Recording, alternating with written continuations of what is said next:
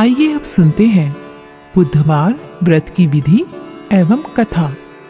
ग्रह शांति तथा सर्व सुखों की इच्छा रखने वालों को बुधवार का व्रत करना चाहिए। इस व्रत में रात दिन में एक ही बार भोजन करें। इस व्रत के समय हरी वस्तुओं का उपयोग करना श्रेष्ठ है।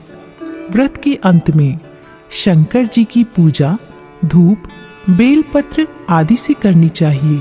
साथ ही बुधवार की कथा सुनकर आरती के बाद प्रसाद लेकर जाना चाहिए। बीच में ही नहीं जाना चाहिए। कथा। एक समय एक व्यक्ति अपनी पत्नी को विदा करवाने के लिए अपने ससुराल गया। वहां पर कुछ दिन रहने के बाद सास ससुर से विदा करने के लिए कहा, किंतु सबने कहा कि आज बुधवार का दिन है, आज के दिन गमन नहीं करते हैं।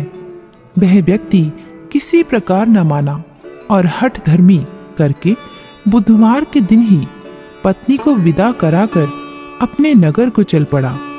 राह में उसकी पत्नी को प्यास लगी तो उसने अपने पति से कहा कि मुझे बहुत जोर से प्यास लगी है।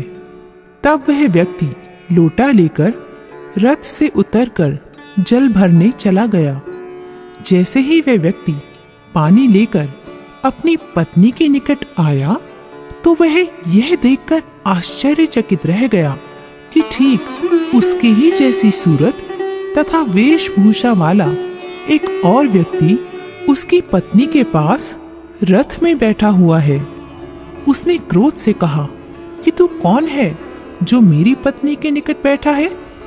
दूसरा व्यक्ति बोला, यह मेरी पत्नी है, मैं अभी अभी ससुराल से विदा कराकर ला रहा हूँ। वे दोनों व्यक्ति परस्पर झगड़ने लगे। तभी राज्य के सिपाही आकर लोटे वाले व्यक्ति को पकड़ने लगे। स्त्री से पूछा, तुम्हारा असली पति कौन सा है? तब पत्नी शांत ही रही, क्योंकि दोनों एक जैसे थे। वे किसे अपना असली पति कहे? वह व्यक्ति ईश्वर से प्रार्थना करता हुआ बोला, हे परमेश्वर, यह क्या लीला है कि सच्चा झूठा बन रहा है। तभी आकाशवाणी हुई कि मूर्ख, आज बुधवार के दिन तुझे गमन नहीं करना था, तूने किसी की बात नहीं मानी। यह सब लीला बुद्धदेव भगवान की है। उस व्यक्ति ने बुद्धदेव से प्रार्थना की और अपनी गलती के लिए क्षमा मांगी। तब बुद्धदेव जी अंतर ध्यान हो गए। वह अपनी स्त्री को लेकर घर आया तथा बुधवार का व्रत वे दोनों पति पत्नी नियम पूर्वक करने लगे। जो व्यक्ति इस कथा को श्रवण करता है तथा सुनता है, उसको बुधवार के दिन यात्रा करने से कोई दोष नहीं लगता। उसको सर्व प्रकार के सुखों की प्राप्ति होती है।